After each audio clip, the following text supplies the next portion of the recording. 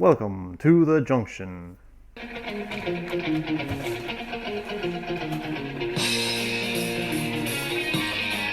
This is the XFL.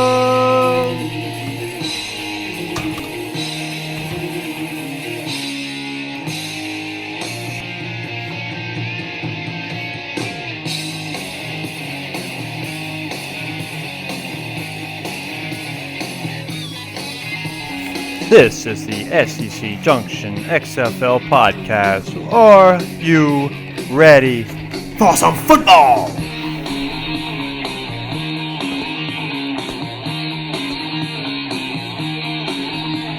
This is the SEC Junction XFL podcast. Chris Landry interview revamped.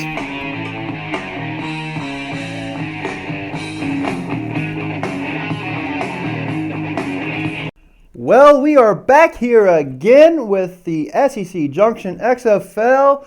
What is this? This is the same episode. That is right. I just felt like with this new intro, we should have Chris Landry dignified with this new intro and not the old one. This one is more ramped up, more exciting.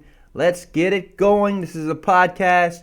This is Chris Landry of LandryFootball.com, where you can get all kinds of information on college football and the NFL scouting results and all that. Anything you want for football, it's the one-stop shop for football, people. LandryFootball.com. LandryFootball.com.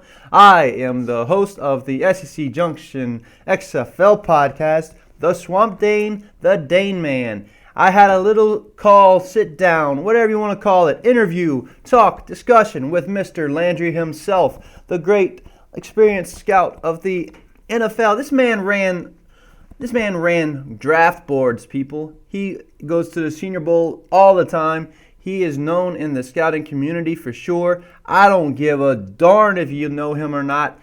I know him.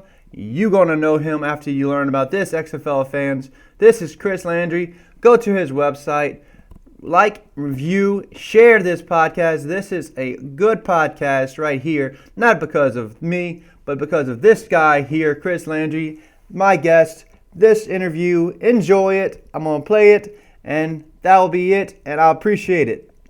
Come back and all that good stuff, and please review, share. Find me on Twitter at Swamp Dane. That's under the title SEC Junction XFL. I'm just blabbing on. Let's just get to the real man, the real reason you want to listen to this episode. Mr. Landry, presenting Coach, Scout, Chris Landry, LandryFootball.com. Enjoy. NFL and college football professional scout Chris Landry. Chris Landry, how are you today, sir? I'm doing good, Matthew. Good to catch up with you again, old friend, and excited about your new ventures, and just glad to be able to speak with you. You too. So, but you've been busy with the Senior Bowl this past week, have you not? Yeah, been there, gosh. It's somebody was asking me how many years, and my first one I went to was 1974. I've been to every one since, so that's quite a while. I remember John Stallworth from small school in Alabama, great Hall of Famer, ended up being with the Steelers, was there the first time. And, yeah, it's always a good time because you get to see a lot of players, some of the small school guys go up against one another. The practices are so valuable. In fact, they're the most important thing, and most of us leave and just watch the game on tape. Yeah, well just there that you sort of mentioned your past there. So go ahead and introduce yourself and tell a little bit more about your background and your coaching background and when you started to have this recruiting service or this scouting service. I'm sorry. Well, like you, I grew up in South Louisiana, which football's kind of in your blood. It is. Grew up in an era where you didn't have all the games on TV, so I would go to LSU games, just like you did. But when we went, if you didn't go to the games, you didn't see them because they weren't on TV. But maybe once a year, And, so I grew up around the game and grew up in a little town between New Orleans and Baton Rouge, in Donaldsonville, and, played ball, was a walk-on at LSU, but quickly realized that my future wasn't going to be playing and wasn't sure what I was going to do, but they, had an opportunity to be a student assistant coach and basically earn a scholarship. And so I did that through that was at LSU. At correct? LSU. Yes. Correct, at LSU. And so I worked my way, as a student assistant coach at LSU, then became a graduate assistant, and then got on the staff full time. And that led to an opportunity to head to the NFL, and went to the Cleveland to work for the Cleveland Browns and Bill Belichick, and was on the staff with Nick Saban and Belichick and a number of folks there. And from there moved on to run the scouting combine, which basically is a scouting organization used by the NFL. And, of course, people are very familiar with, I think, the Indianapolis Scouting Combine workouts, which we're going to be at in about 3 or 4 weeks. And then moved to Houston to run the Oilers scouting department, and then moved to Tennessee when the club moved from Houston to Nashville and became the Titans. And so spent a lifelong time as, again, coached in college, coached my first year at Cleveland, and got into scouting and worked in recruiting with Sam Nader at LSU. So that was always in my background. And then obviously running the combine and going with the Oilers. I left the Titans to come back home to Louisiana to look after my parents, who are from here and getting up in age. And a number of teams and people in the league asked me to do some part-time work, and which is basically film grading, where I didn't have to travel and could still look after my parents. And quite frankly, my dad passed in 2004, moved my mom in with me, looked after her, and she passed in 2014. And so I've continued to do consulting work. It's developed into a consulting business, doing work for college teams and NFL programs, scouting and coaching consulting. And we started a few years ago, about 4 or 5 years ago. Somebody came up to me with an idea of, why don't you provide some unique information to the fans out there? And I thought, well, there's a million websites. What would they want with another? Well, you can provide something different. And then when we researched it, realized that most of the websites and stuff out there is just the same thing. Mock drafts and ranking this and all that. What we do is try to take folks inside the film room and explain the whys, how you evaluate players, how you evaluate teams. I do coaching consulting work. I recommended Nick Saban to LSU because he and I had become good friends. From that led to, right? Yeah, correct. So, trying to bring that to the fans is kind of what we've tried to do.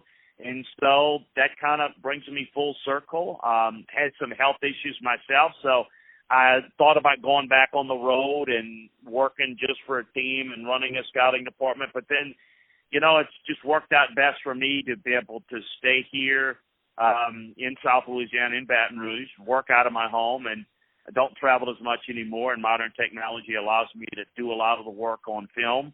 And so whether it's coaching searches, doing advanced scouting, which is, breaking down the X's and O's of upcoming opponents of teams, to evaluating pro players, college players, even high school recruiting, giving seminars in the off season to college staffs on how to better improve their ability to evaluate players. All those things kind of fall under my consulting wing, as well as the website. So we're pretty excited about it. It's called LandryFootball.com, and it's a membership website. Got free information, do a bunch of podcasts, do college football podcasts, one every day, and we focus on different conferences. And as you know, that covers a lot. And then, of course, we cover the NFL. So one-stop shopping football, as we like to say. So that's kind of the long-winded story, I guess, of where I came from and how I've gotten to be here. Yeah, excellent. And it's a treat for the listeners on the SEC Junction XFL podcast to have you with us with all those years and those years of experience and those coaches that you've worked with. And so that just says it for itself. And I don't think there needs to be said much more than that's many years and that's much experience for sure. And so that's why it's a treat for myself and for, I'm sure, my listeners to have you today. So we very much appreciate you being here today.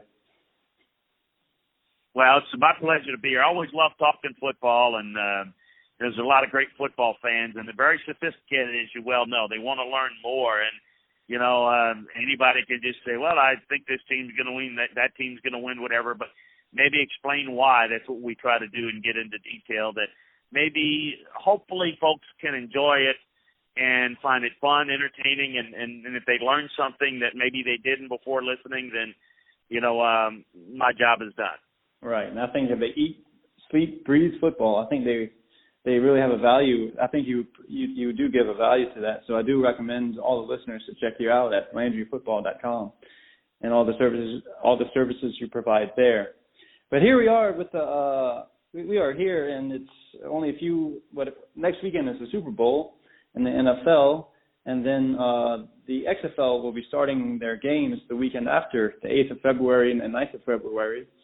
It's I'm sure you know it's an 18 league that's starting up with Vince McMahon, and of course with the XFL, there's a lot of questions about how good the quality of football there will be, and so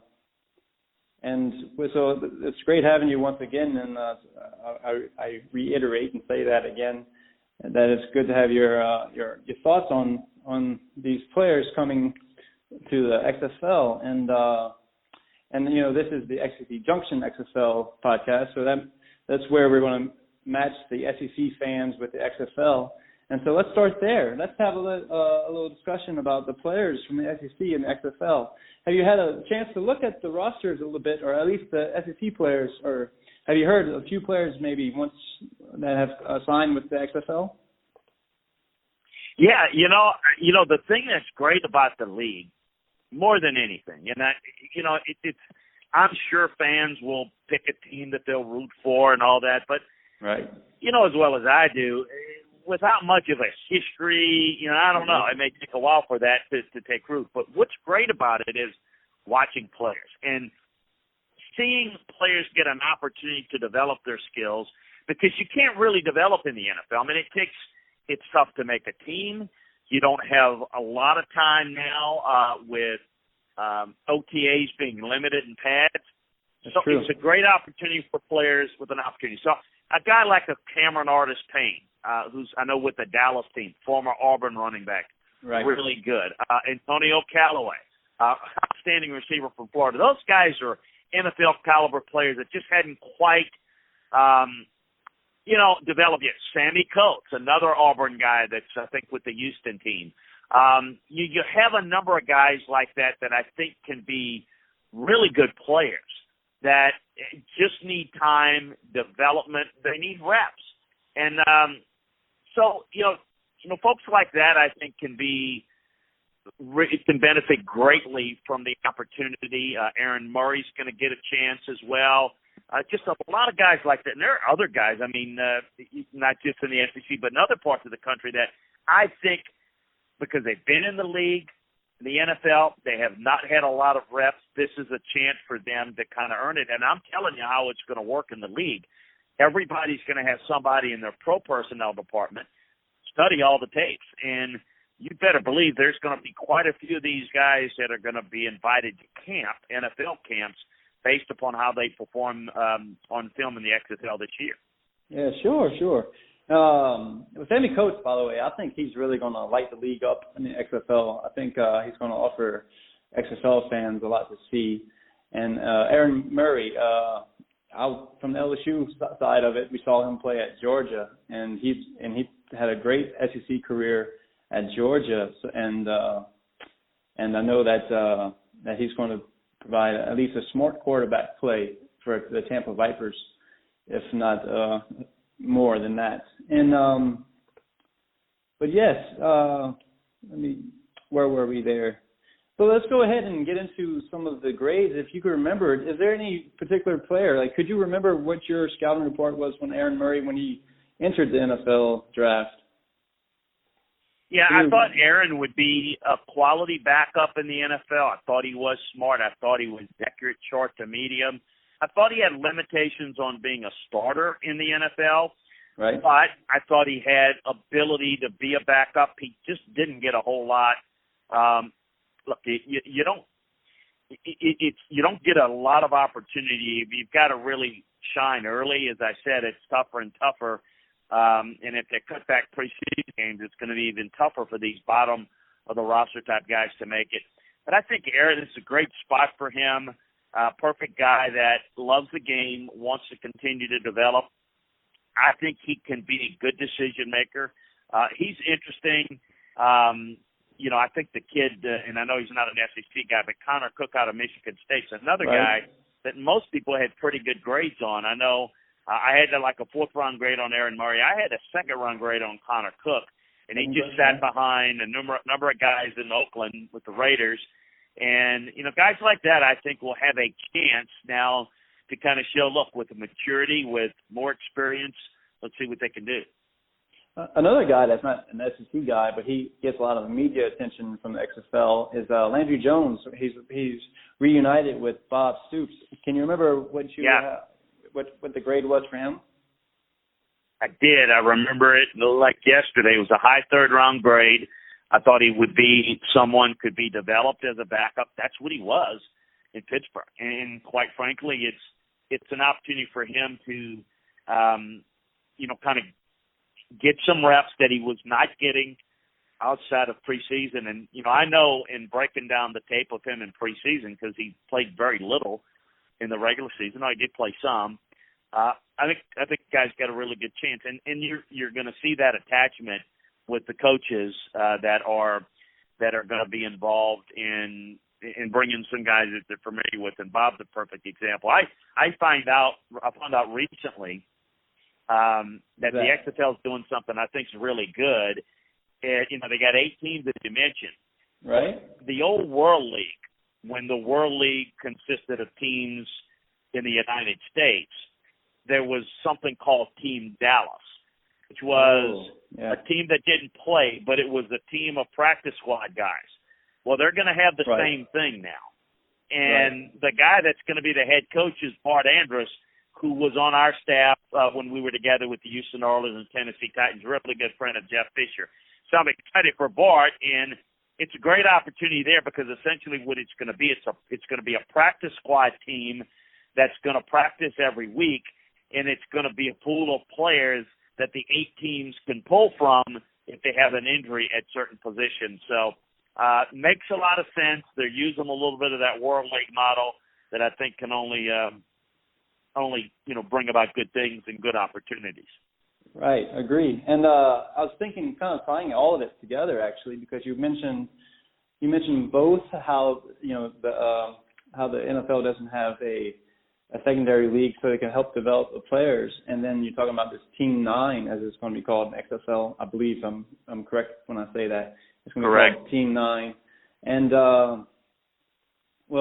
and you look back in NFL Europe, and you had quarterbacks like Kurt Warner and Jake Delhomme, and these guys. Yes. I'm old enough actually to remember the days in the NFL when Steve Young was sitting on the bench for 2-3 years before he ever got the shot to play football.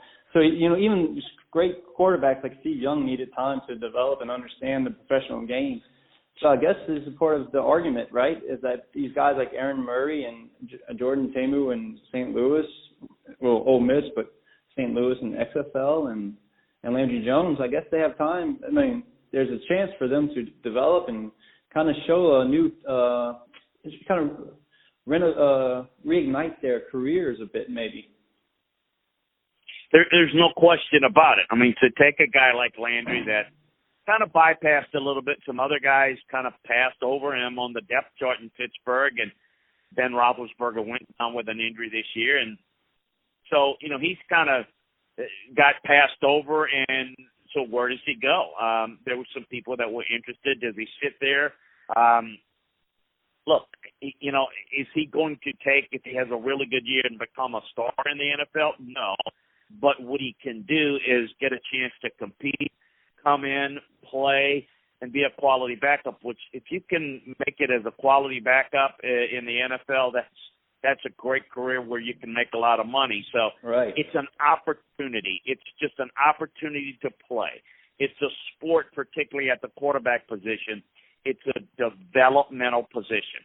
And you can't develop unless you work on your craft and you play. And one of the pet peeves I have is that, the modern day of football and the CBA that was signed most recently, and it's actually close to running out, there's very little time in pads. And so how do you get better when you don't really get to work your craft? There's some things you can do in 7-on-7, but it's not the same as putting on pads, scrimmaging, working under pressure, and we don't have that. So how do you get better if you don't develop? Well, the answer is if you don't shine early, somehow, some way, you get lost in the shuffle, and you got nowhere to go. I mean, so college football is the developmental league for the NFL, and there is no other, which is why I hope, in this case, the XFL will make it. It may not be, it's not going to be like the USFL that actually was prior to free agency, to where the XFL actually competed with the NFL for players. Well, the XFL is not going to have the money to do that, but there's been a long need for a developmental system. I thought the Alliance was doing a good job from a football standpoint last year, but they obviously did not have long-range financing. I think the whole key to this, it's great from a developmental standpoint. It's great from a football standpoint. Can it make enough money to survive? Because Vince McMahon, I think, has probably put aside, and his investors have put aside enough money to where maybe it could work 2 or 3 years and not make money, but can it eventually make money? I mean, no good businessman is going to continue to throw money away. Now, they've got something a little bit better. They've got a contract with ABC/ESPN, and they've got a contract with Fox. So they're going to be on better, the TV markets. Maybe more people will see it. I'm curious to see how the attendance will be. I don't know that they're going to make a lot of money that way, but if they can make some money from TV to offset the cost, and if they could just break even in a couple of years, it's worth it. And I do believe that if it's successful enough in developing players, there might be an interest down the road with the NFL might be willing to put some money into it. But right now, the NFL owners got it. They got the best of all worlds. The college football system makes tons of money, and they can get their players as a farm system. And, they spent a lot of money to the NFL in the World League and, NFL Europe. And they lost money for years and years and years. But they thought that it would generate enough marketing interest to where it could open up, another continent of interest in football. And to some degree it has. London has really grown, and other countries, as you well know, have a lot of interest in American football. So I think to some degree it has grown, but they've got to make the sport work financially enough to where it covers the cost 3-5 years from now, because I don't want to be talking about, hey, remember the XFL tried twice and then they folded twice. The XFL went the way of a little bit of a rogue operation the first time. And it just didn't go very well. And now it's made a little bit more like an opportunity to be a developmental league. And I do think Oliver Luck is a big positive with his background administratively in football. Yeah, he seems to have a lot of stuff together. Just from the little bit I've seen of his interviews and his statements, he just seems to be pretty, he seems to be maybe the right guy for the job. But I'm going to throw a little wrinkle into what you say, though. I think you make a lot of perfect sense. I think he made a perfectly fine argument, and and for the 2 or 3 years. But the wrinkle is all this fantasy football and gambling though.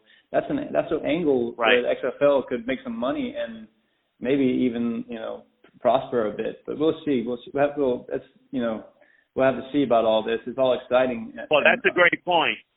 That's a great point, and that's all the reason why it's got to be around for more than 2 or 3 years. Right, because then right, people right. start to get a feel for who those guys are. You're right. I mean, look, I mean that's the biggest reason for excitement in football is, and it's why it's the most popular sport. It's fantasy football and it's gambling. Once people are comfortable enough to know who's the best teams, and with a short schedule, 1 year, I'm curious to see what type of activity they're going to get. And again, I could see it the second, third year being more, which is all the more reason why we need it to succeed, so that the money can come about, and that's all different revenues that can make this work. Right. With all this thinking, just going back again to this idea about development. Now, I'm sitting here and thinking about how team development also happens. And as a scout or as a professional football analyst, in the XFL, they've had a mini camp in December, and then they've had a training camp in January, and they're just finished one in Houston, and they've actually made some roster changes. And thinking about quarterback play and just the crispness of playing football and being in a rhythm, is there some challenges you see there, or do you think these guys are professional and they've been on practice squads, and would you expect them to really learn playbooks very fast, or how do you think that would go? I think they would. I think it's always individualistic. I mean, certain players do a better job of picking things up than others, but all of these guys have a football background. It's not like they're taking guys that are, they never played and, they're athletic and will give them a try. They've got guys that have played the game and they understand the importance of studying film, studying a playbook, how to do it. So I absolutely, think they're doing it the right way. You also have to get guys' bodies in football shape. The one thing I will say, what's that? And I believe, correct me if I'm wrong on that, I think the championship is going to be over in April or early. When is the league championship game? I don't have it in front of me for the XFL. Right. That's going to end up.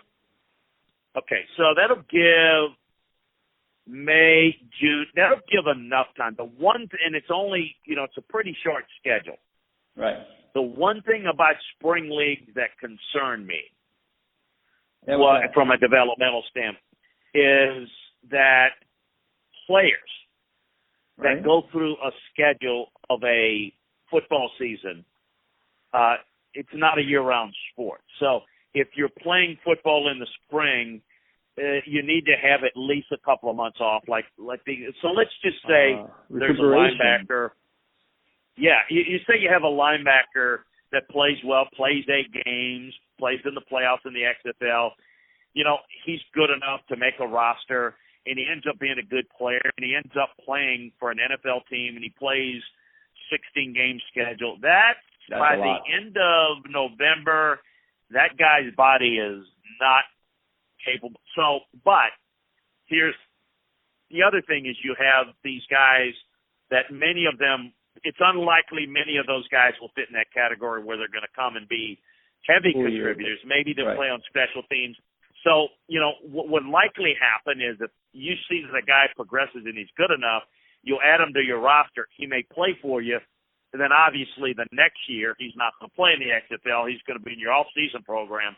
So it still will work, but it's an argument to have it, where you have enough gap to where guys can finish their season, let their bodies rest before training camp starts mid to late July. And I think that it's doable with the current schedule. And I think that's something that's always been a concern. Look, spring football, people say spring football will never work because people are not interested.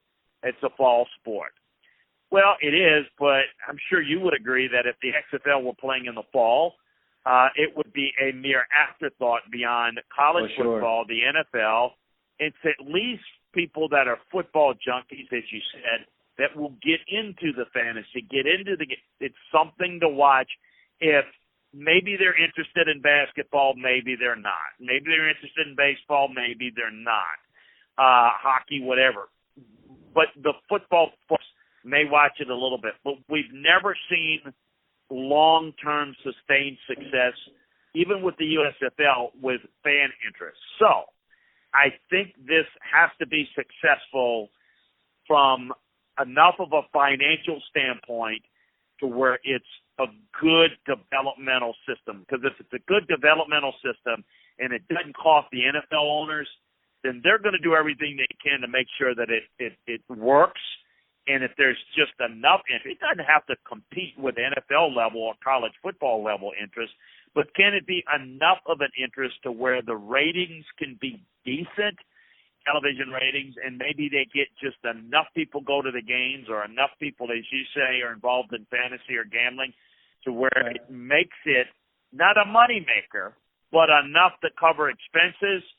I think that could be something that could work long term. But let's call it like it is. We've not seen one of these leagues work long term. So, look, you bring some great points. History says it won't work. But I want to be an optimist and say we need a developmental league. So let's hope that they do it the right way and hope that they've got the right financial people in place to figure out creative ways to make it work long term.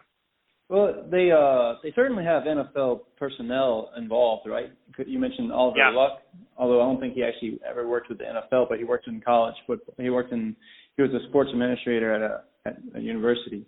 But then you have this guy like June Jones, and what do you expect from the style of football in XFL, just based on the coaching staff that June Jones and I think it's good. I think it's outstanding. But. And not to compare it, because I think this is a more financially stable situation, but I thought the Alliance League was with Bill Polian and all their general managers, great football people, and a great opportunity to be successful. It didn't even make it, not even a half a season.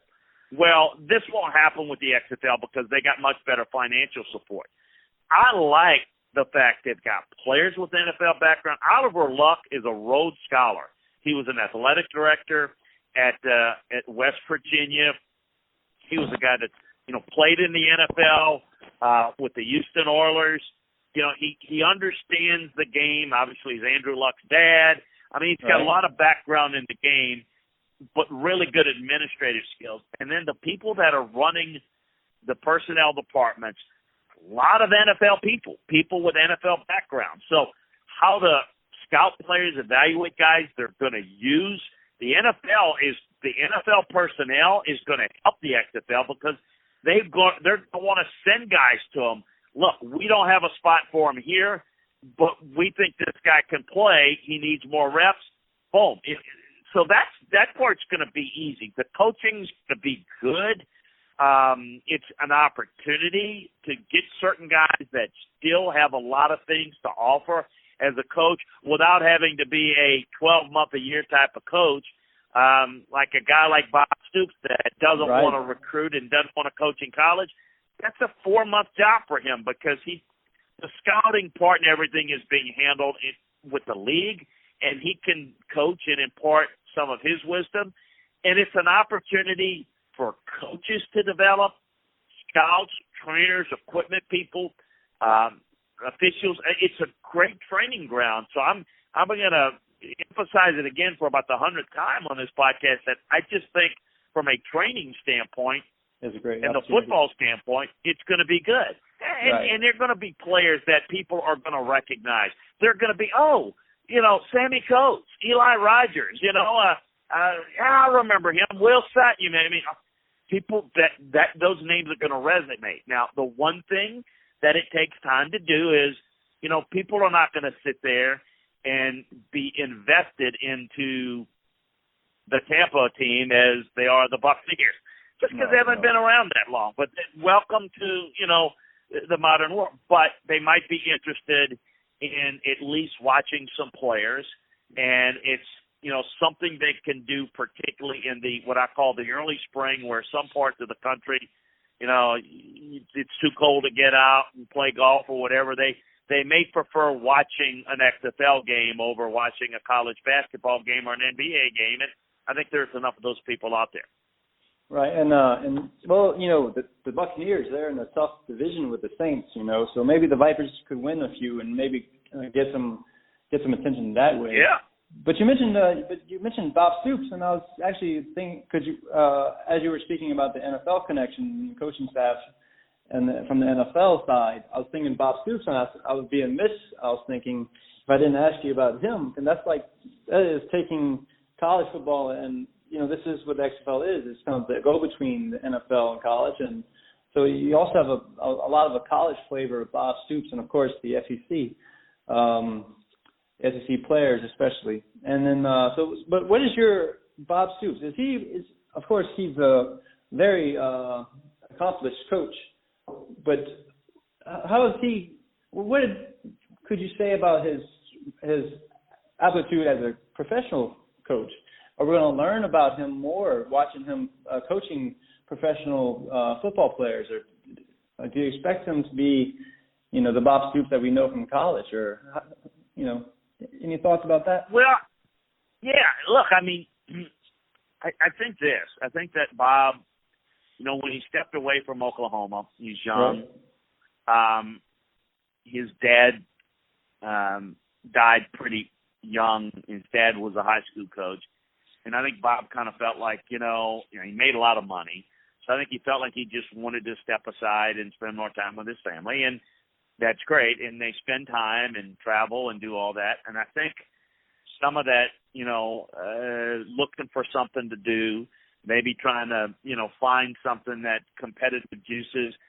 Once you can only play so much golf or fish so much or whatever, and I think he kind of missed it a little bit. However, as I said, he didn't miss the full-time recruiting grind in college. He was not necessarily, I don't know if I would assume he might have some level of interest in an NFL job, but right. This was something that it gives him a chance to coach, enjoy time to do it. He's doing it for the Dallas team, so he keeps his home in Norman, Oklahoma. He and his wife they've just got a little place in Dallas. He's going to go back and forth, and this is like a 4-month job. Again, so it's something for him to do that kind of gets him back in it a little bit, right, without having to do because full-time coaching in the NFL or college is 12 months a year, and it's a grind. And I don't think he wanted that. But this is something that I think he was convinced. Now, if he had to go to Tampa or this or that, no, it's just Dallas is a short trek to where he is.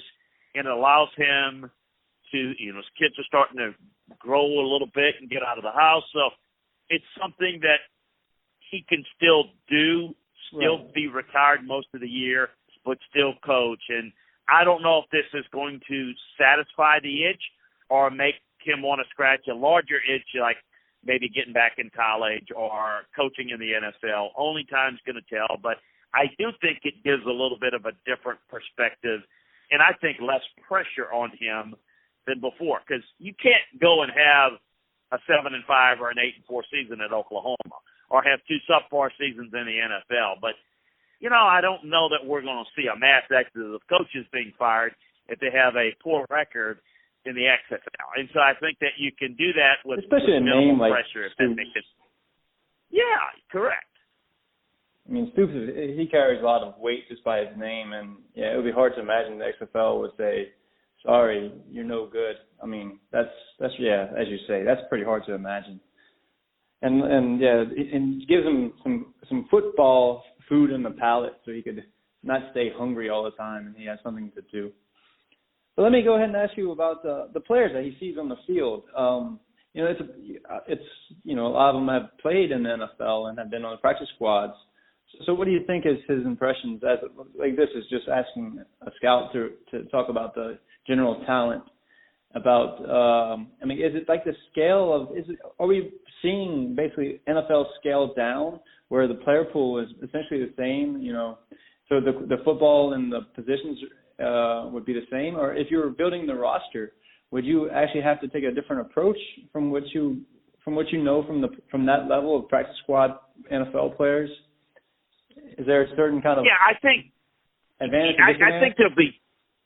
think there are two forms of players that are going to be in the league. One are going to be the guys that would typically be mid-round to late-round draft picks in the NFL that don't make the roster. It's just they're more good players than there are places to put them. And 53-man rosters plus developmental spot is not a lot of spots for a lot of good players out there. Well, they got no place to go.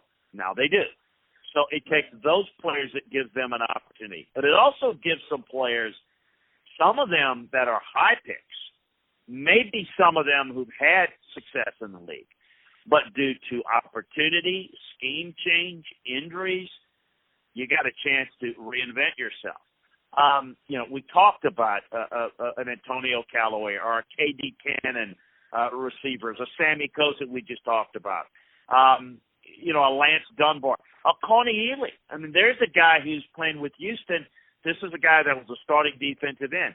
He is on the latter stage of his career. Is he a guy that has a great future going back to the league? No, but could he be a situational guy?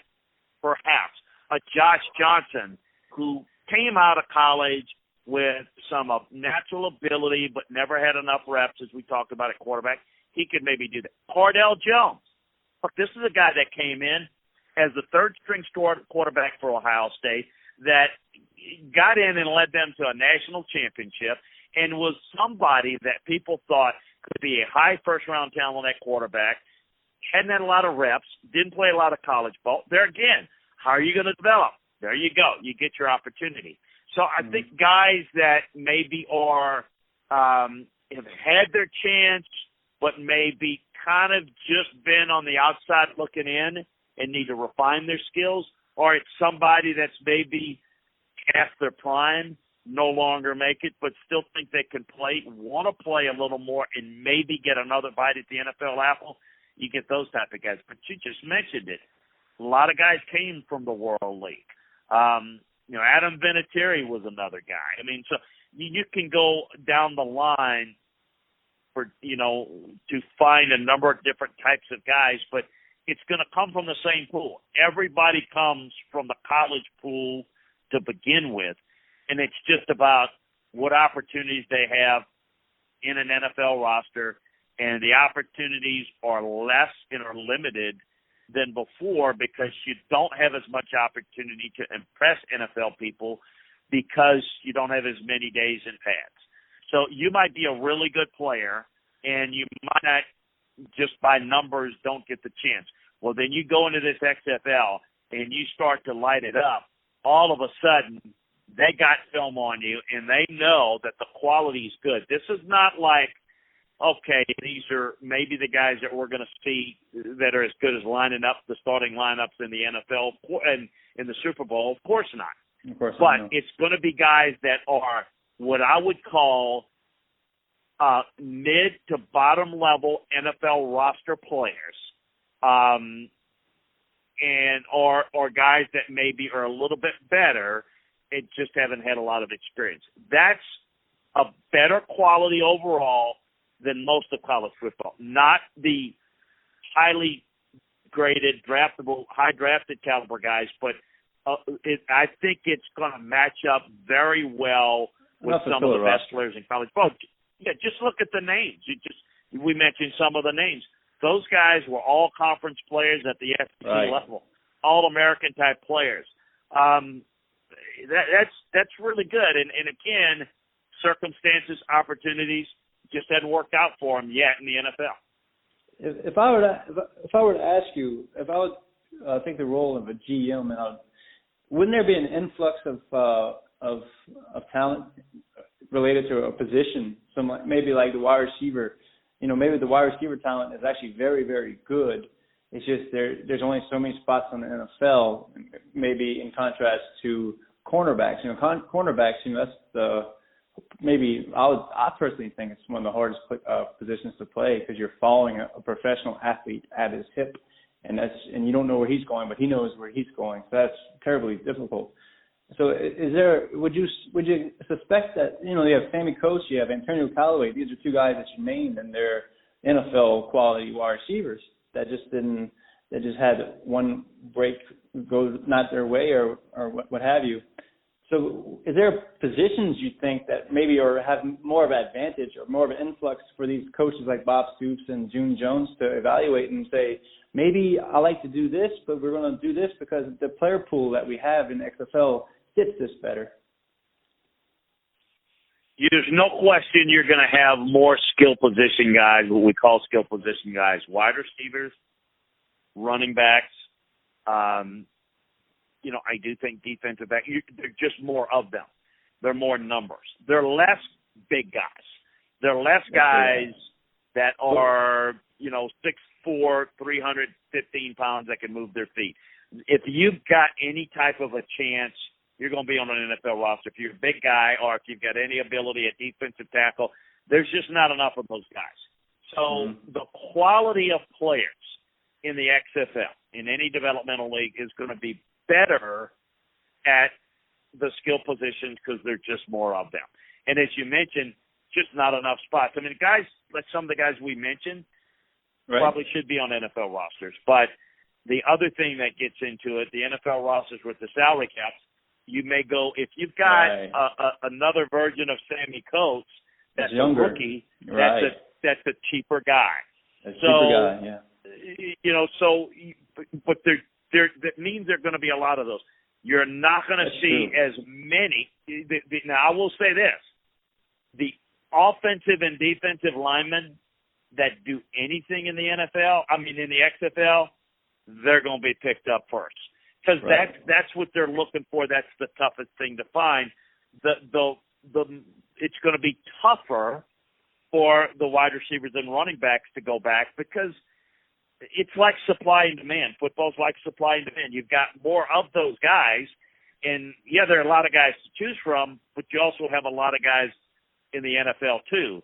I would love to be a guy that's a big guy that could play, maybe has potential, but is a little bit rough around the edges. That type of guy that could play on the line of scrimmage, that guy's going to have a very good chance of getting noticed and getting an NFL job. Those are going to be less plentiful than the receiver, defensive backs, running back type guys. I'm going to kind of take a little of a chance here and ask you: is there actually a player that comes to mind that you might know is on the XFL roster that you think you might suspect you've always kind of liked him as a prospect and you kind of believe him as a football player? You kind of like not that I have any personal belief in the player, but just a player like C.C. Jefferson out of Florida. He impressed me when I watched him in SEC football. So I'm a little surprised. I'm not too sure how surprised, but he's a player that sticks out. His name sticks out to me. I'm like, wow, that guy was a really all SEC defensive end. I remember him very well. Is there a certain player that you might be familiar with that's in the XFL that you really say, you know what, that guy, I'm just waiting for this guy just to break out? There are a few. I think a Terrence Williams, a Will Sutton, an Eli Rogers, a Keenan Reynolds. Nick Novak's been a really good kicker in the league. I think Raheem Moore is a guy that's still got a little bit left to play at the next level. Those are just guys that come off. I certainly once the rosters, we mentioned Coates and Callaway and KD Cannon. Once the rosters are complete, there's probably some other guys that I'm not thinking of that when I see them play, then they'll jump out and I'll say, this is the guy. I know that at on LandryFootball.com we're going to do it. That we did it last year with the Alliance while the league was open. In our notebooks is I'll do a little film review each week, and I'll put updated notes on who's really stood out, and I'll do that for the XFL each and every week so that So I'm excited about seeing how these guys play. But right now, what I don't know is with some of these guys I liked, but I don't know what type of shape they're in. If they've kind of moved on. Obviously, they want to play, but wanting to play and then really committed to playing, sometimes that's not quite the same. And that's what we really need to see once they start going through this process. Yeah. How they end up looking on tape. Well, it's a new league, and it's going to be very exciting to see all these issues play out in the season in 2020. And so, I think we covered a great bit, and I really appreciate it. It was a pleasure having you. I think you offered a lot of great analysis and ideas and just expertise in the subject. So, Chris Landry at LandryFootball.com. I certainly appreciate your time, and it's been a pleasure. And I can't say it enough. It's just been a pleasure, and it was just a great time. I very much appreciate your time, Mr. Landry. Appreciate you having me, and congratulations on your projects. And I'm excited to follow it, and look forward to keeping in touch with you. Right, same with you. I appreciate it very much.